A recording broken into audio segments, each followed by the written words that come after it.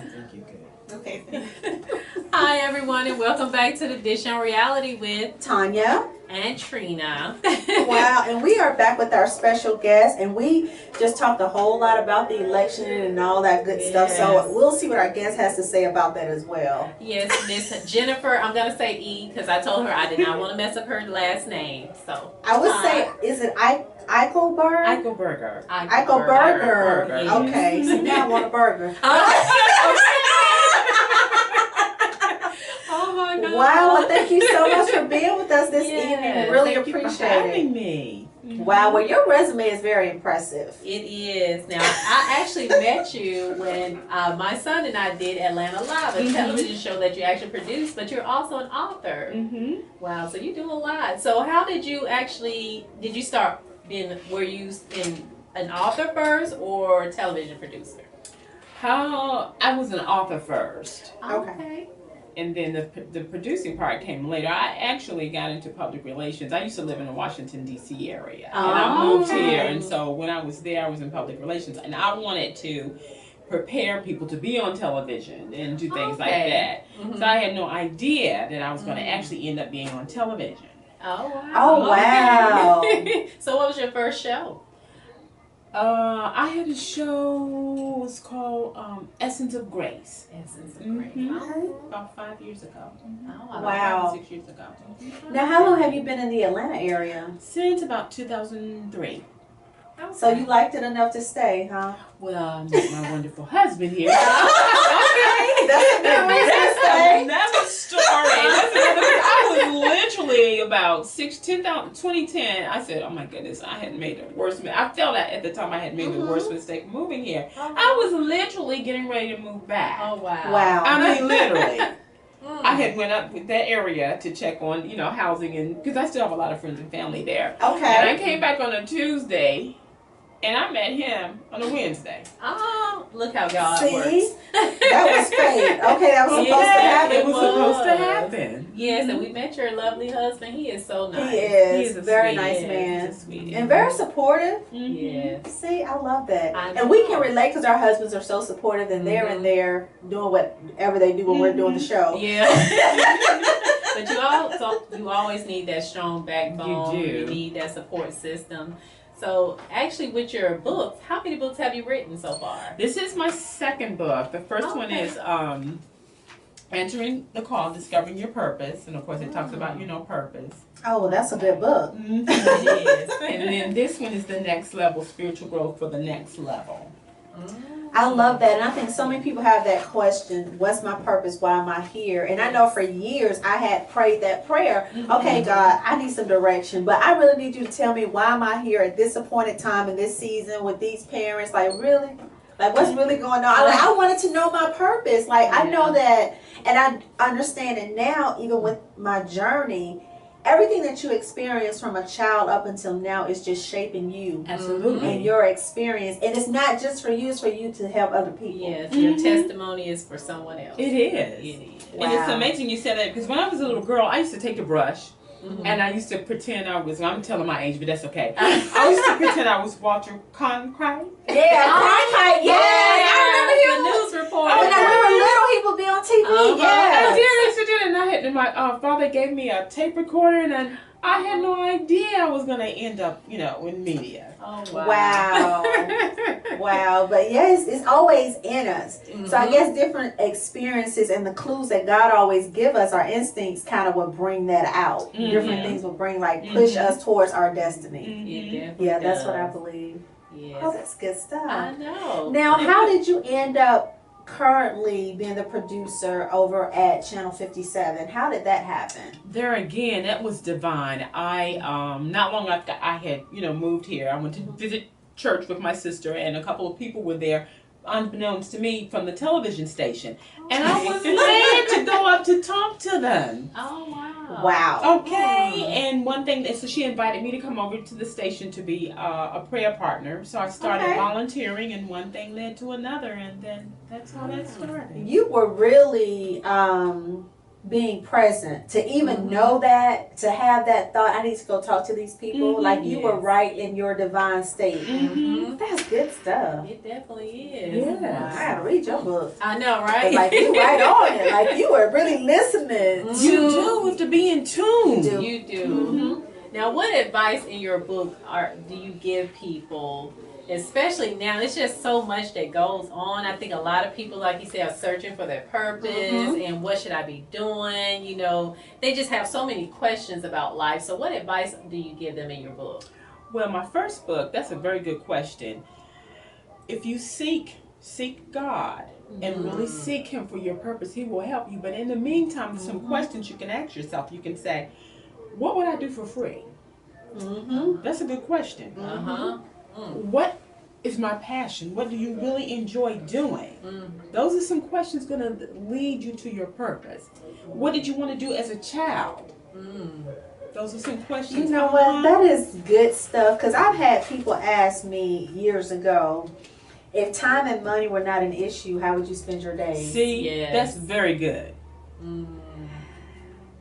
That's very good. You're right. Yes. If time and money. If you know, like, if forget about money. If it's something that you want to do, what would you do? Yes. Wow. If time wasn't an issue, what would you do? And like you say, what would you do for What free? makes you happy? What gives you joy? Or another thing to look at, what do you see, what injustice do you see that really bothers you and you say, I gotta make a change?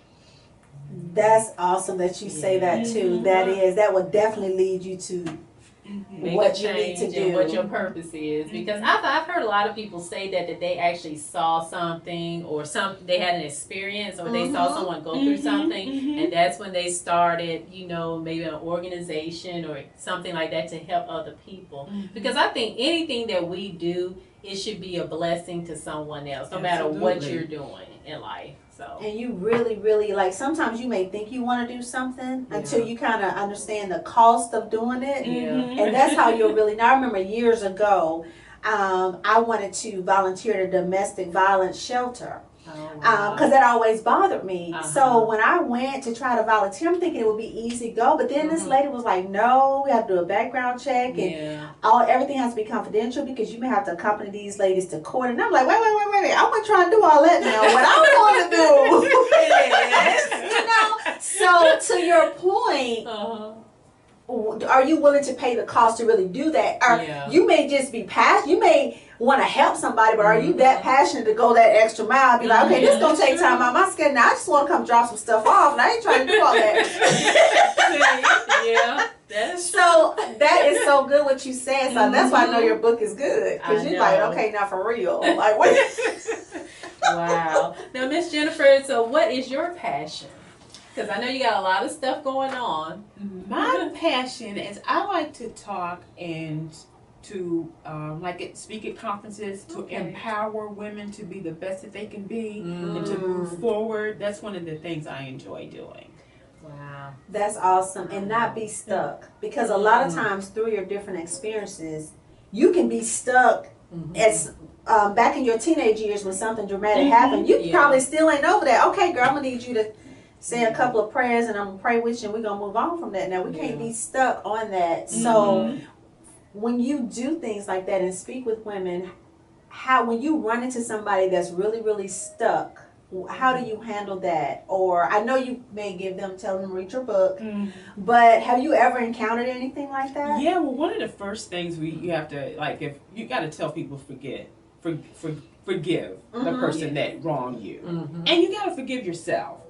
Because if you don't, you'll keep rehearsing that thing over in your head, and it could be years later. Because I'm sure you met people, my goodness, that happened 20 years ago, and they still can drum it up as if it happened just happened. See, they get on my nerves. I don't have the patience for that. But you gotta tell people that's one of the things. I said, listen, you gotta get over that. Yes, definitely. You do know, and some things can be traumatic, but I'm thinking of something that Oprah said years ago, and then I've heard a lot of successful people say it. People that have the most trauma in their lives are some of the most successful people. because they really wanted to get past that They point. use Like, it I to know it's propel. more for me to, Mhm. like you said, propel me to the next level. Wow. So you can really use that to your advantage. Mm. Wow, that's good stuff. That is. Now, with you being in television, and I know you like to motivate women, what is it do you think could be done differently to do a better service for women or show a better image on television for women? Because I think that's one of the biggest problems right now, especially with a lot of reality shows and stuff, especially for women of color like us. It always shows such a negative, and we don't see a lot of positive. So people basically think every black woman they meet is just like Ratchet. yeah, And basically. that's just not who we are. Yeah, so what do you Yeah. think could be done differently for television? That's that's kind of a tough question. It's in a sense that in terms of if you put a positive television program on, people don't watch it. They like that wretchedness. That's what George. I mean, That is so true. Unless you're little and you like Sesame Street. I mean, who didn't like, you know what I'm saying? But once you get past a certain stage, it's like you want to see more and more drama. And we have that conversation all the time. And because we know that networks, they get a lot of sponsors and advertisers because of that. Because they know a lot of people going to be watching that show. Even though they say they don't, they watch. but we can encourage the young ladies that that's not how it is. Yes. That's not how you should look or act or handle a situation, or you should carry yourself with dignity and grace. But do you see a lot of that? No. And I think they really need to understand a lot of that stuff is scripted. It's not real. They see. I'm glad you said that. Even reality TV shows are scripted. Yes. They say, they say it's not, but they are. Yeah, They are. They are. Because, I mean, you have to know some of the stuff that they actually set up. And people who have been on television actually have come out and admitted, well, the producer told me to say this or to do this. Because they know this will strike a nerve. Yeah, to make more drama. So I think it is sad, though, that, as you stated, that if you put something positive, people won't really look at it or give it the attention that it needs. But you're working with a positive network. Mm-hmm. So with that being said, are you guys always looking for more programming? For periodically we are. You are. Ideas and things like that and content. Okay. And concepts. Yeah, so that's great though. It's a Christian channel, It so of is. course you don't have to worry about all the ratchetness and stuff that goes on. So I mean, it's a great channel, so you can watch it with your kids and your parents and grandparents. Because that's the thing. Like with my son, he's a teenager. It's just amazing that I can't watch, say, maybe ABC or Fox. I can't be comfortable sitting down with him watching television, and I'm like, even if it's prime time, 8 or 9 o'clock. The stuff that they say and they show, and I'm like, they do this now on television. Sometimes it's like it's mind blowing. Because when we were growing up, Lucy and Ricky didn't even. They slept in twin beds. And I wonder how they got little Ricky. And Fred and Wilma, how they get Pebbles? Yeah. You know, they slept in twin beds. Yeah, now it's just everything. And even some of the commercials are a little bit risque. You Oh, notice that? yes. It's like, whew, that's why I say you have to stay prayed up in this world because it's just so much going on. So many distractions, especially for our young children. We didn't have the internet growing up. We We didn't. didn't. They have so many more distractions than us and access to so many things we didn't have access to. Yeah. And I don't know about you, but my parents were a lot stricter than the parents are now. That's true. Mama didn't play that. You can watch the after school special after Sesame Street, and that's about it. Do your homework. That is so true. See, I came a little bit before you all because we didn't have Sesame Street just yet. We had Romper Around. Oh, I remember that. And Electric Company and all that. Wow. Good stuff, though. Captain Kangaroo. Oh, I remember him. Yes. The red jacket. God. Wow. So with you, so you say you do different events where you actually speak and encourage women. Do you have anything coming up that you want us to help support? Actually, as a matter of fact, I'm I'm speaking at a conference. It's Unstoppable. It's this weekend. Okay. February the November.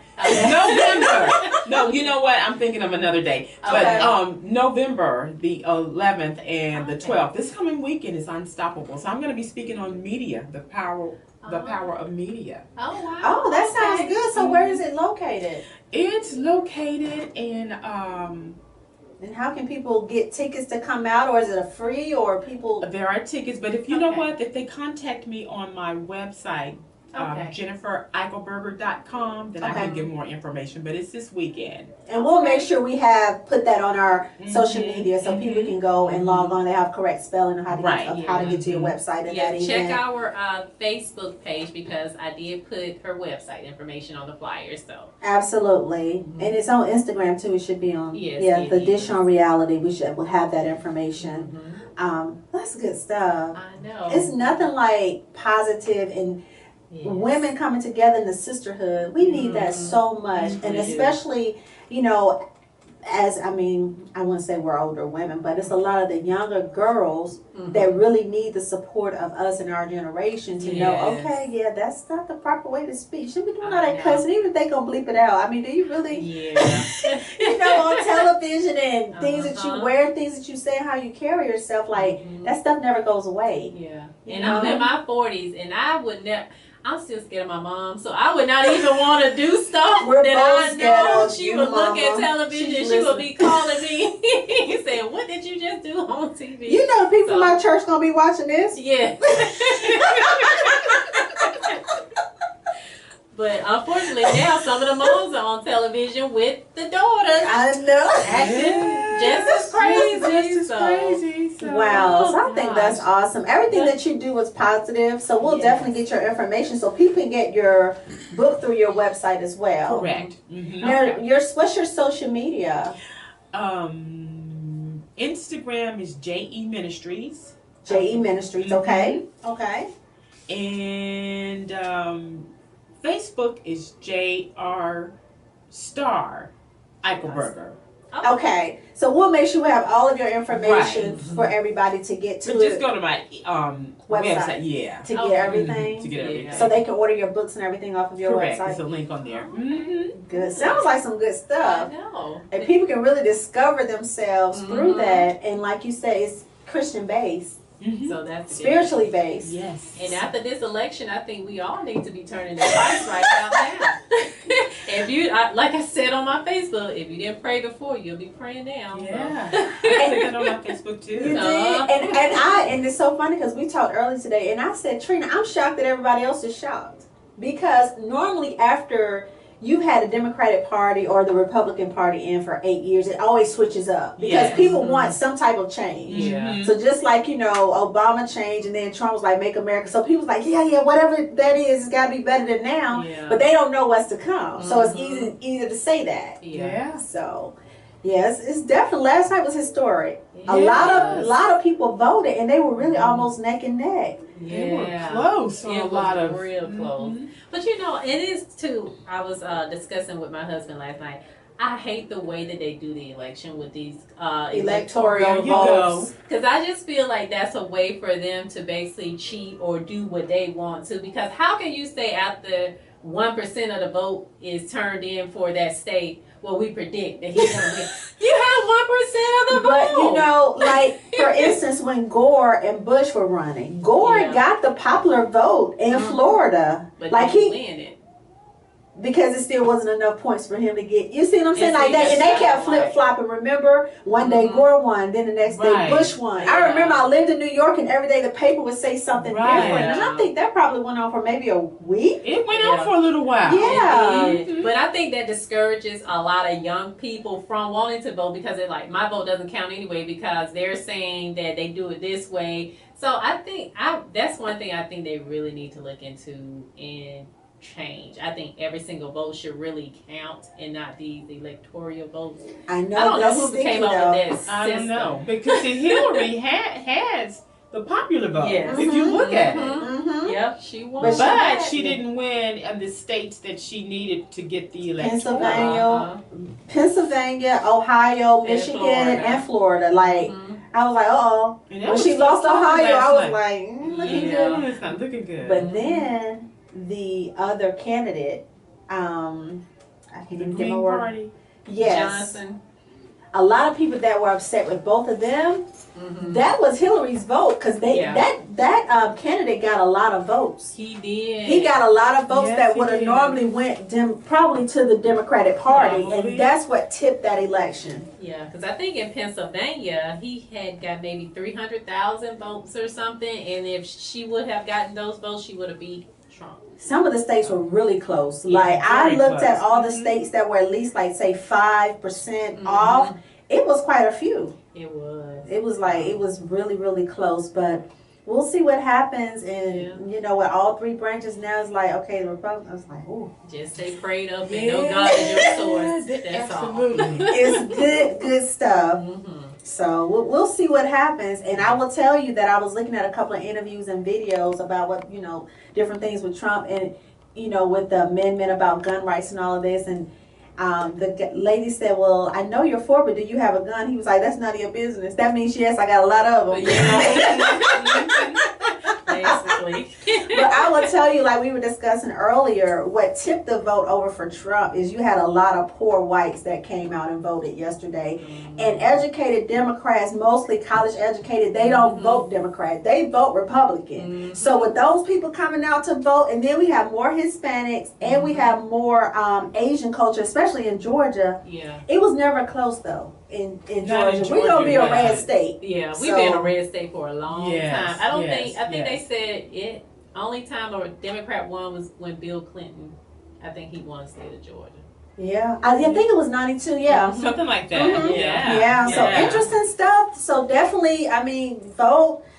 But a lot of people that went the other party, it stole the votes from Hillary. But, you know, everything happens for a reason. I don't know what to say. I'm not nervous about it. I'm not shocked about it. I'm just going to I was disappointed, though.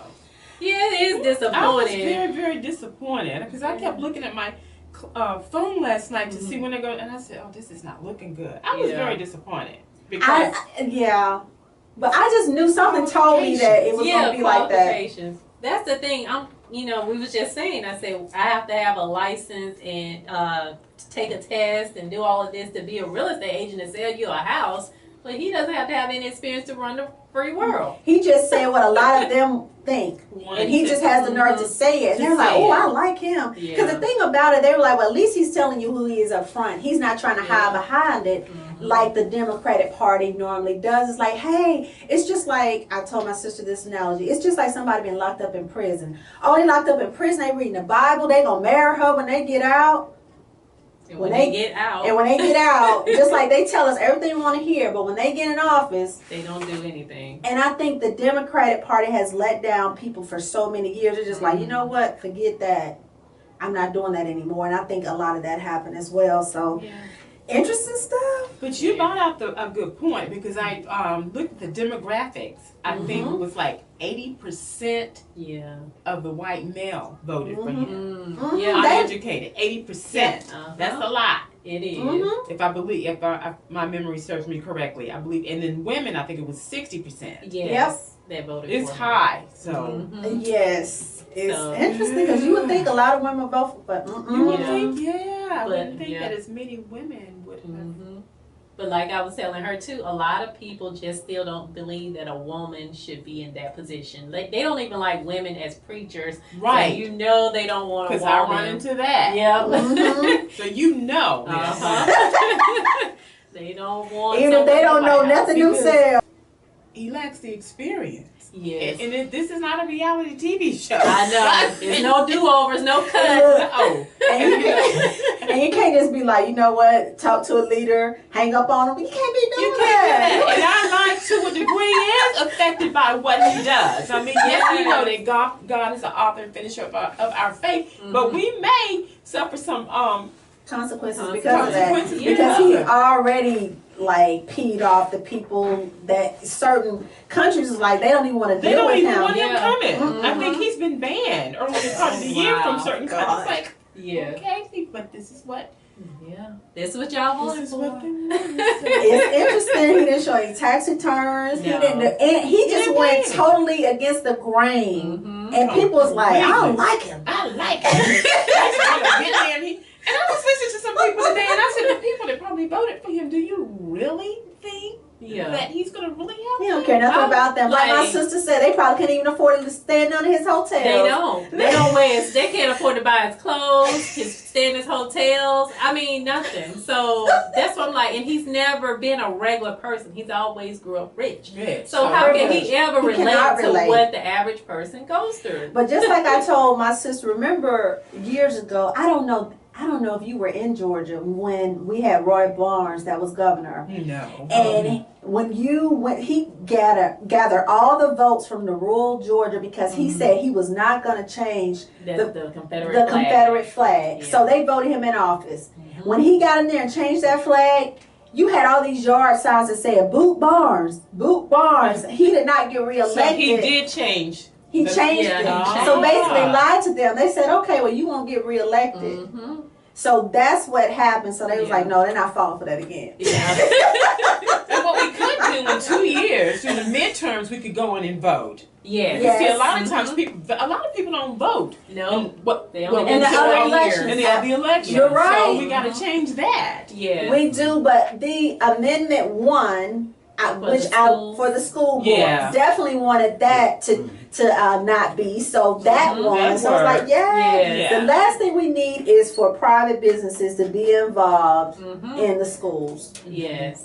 That would be a mess. Because the thing is, they are just looking at test scores and this and that, but they don't deal with the real issues with. Most kids are failing because of their home life. So many kids go through so much stuff. Like when my son was in public school, he went to school with kids who was in foster care. Kids come to school hungry. So the last thing they're thinking about is learning or anything like that. So they don't deal with the real issue, which is how can we help these kids have a better life? They just want to, where our test scores are low, so we need to do something to bring them up. But what was tricky, if you never saw any of the advertisements about that bill, the way they worded it, you probably would have voted yes. If you really didn't understand that bill, you would have voted yes. Yeah, because it was 60% that voted against it. So it was still really close. So some people really didn't know what they were voting for. Yeah. Right. So interesting stuff. Of the verbiage that's in some of these bills. You're reading like, huh? Like that's gonna help somebody, yes. Like, don't do that. Do you know what you're doing? Because that's the same thing that happened in prisons when they started to be owned by companies and privatizing them. We need more folk in prison. See? Let's lock them up for this, that, and the other. It's a business. It's a business. Once anything becomes a business, it's changing. It changes the whole dynamic. Just like with special ed. They get a special ed student. They get way more money for a special ed child than they do a regular student. Wow. So they come say, your child needs special ed. You better say, no, my child does not. He's not special. Because you think they're really trying to help you, but they're not. It's never about us. About the money. Absolutely. And I think us as a people really need to understand that. Once we understand that, we won't really lean so much on politicians because at the end of the day, everybody's going to do what's best for their immediate family first. Absolutely. So if you lean on them saying, well, no, they're going to look out for me, and President Obama don't know you. Right. Because see, they have to look at for the whole, they have to make decisions for a whole body, so to speak. Absolutely. For millions of people and not just one particular. Yeah, because a lot of people were saying, he didn't do anything for black people. President Obama.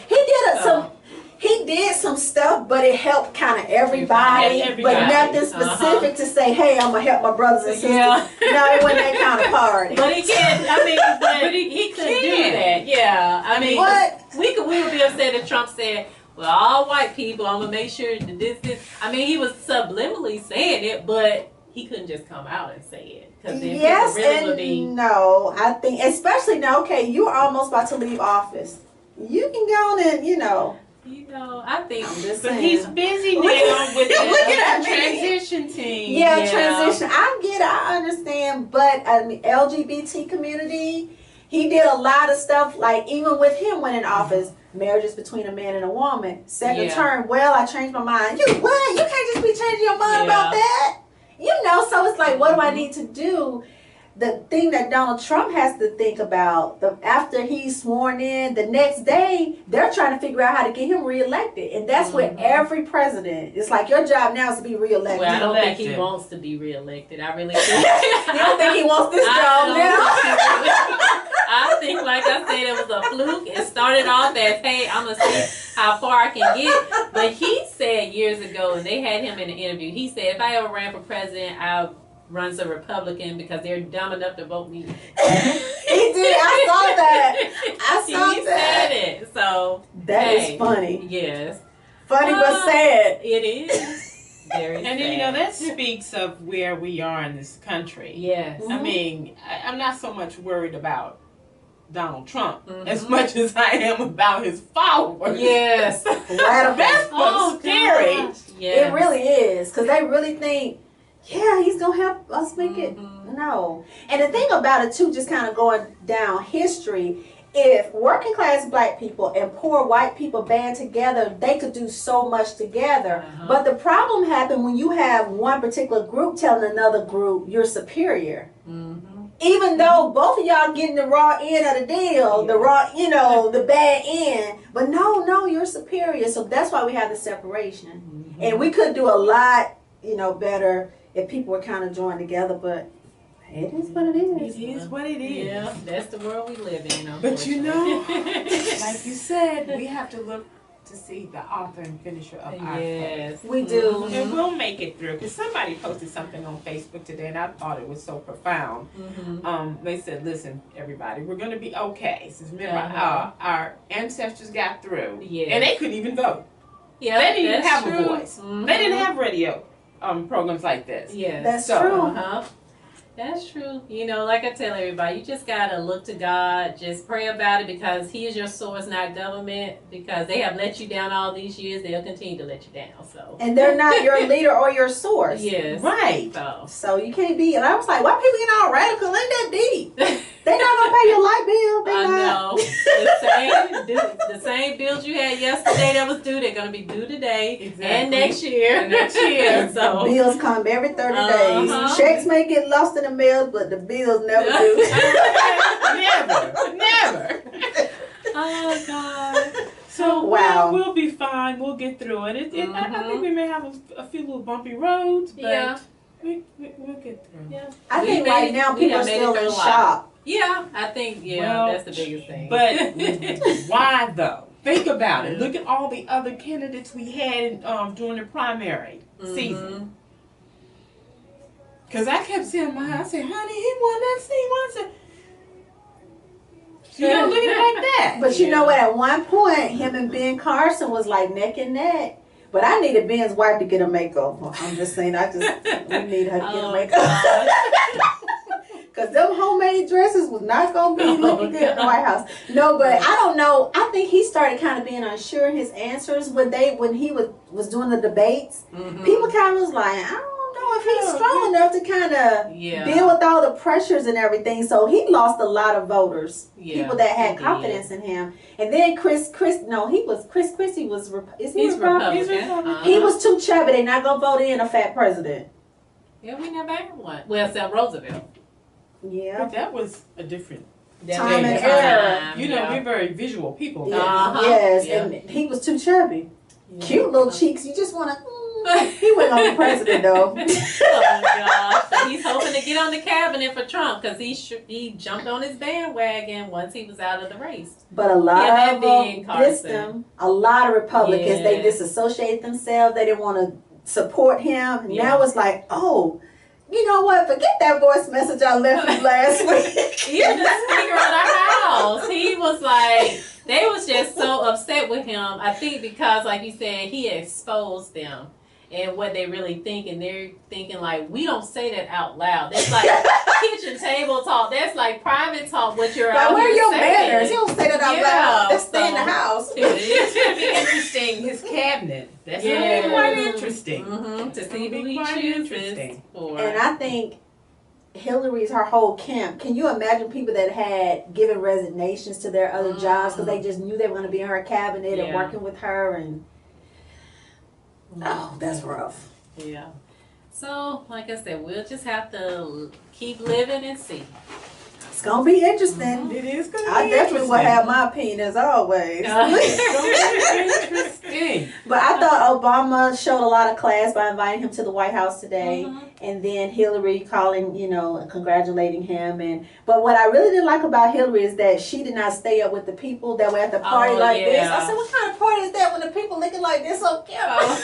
I know they were disappointed. Oh my gosh, yes. But with her not addressing everybody last night, no matter what time, if those people are up that late to support you even though you lost, she should have addressed them last night. I don't think she should have made them wait. Who did she send out? Her campaign manager or someone? She may have been really distraught. I mean, I can imagine. I mean, she done been distraught before she married the Bill. It ain't that deep. Get on out there and come on now. She came pretty close though this time. She really did. She did.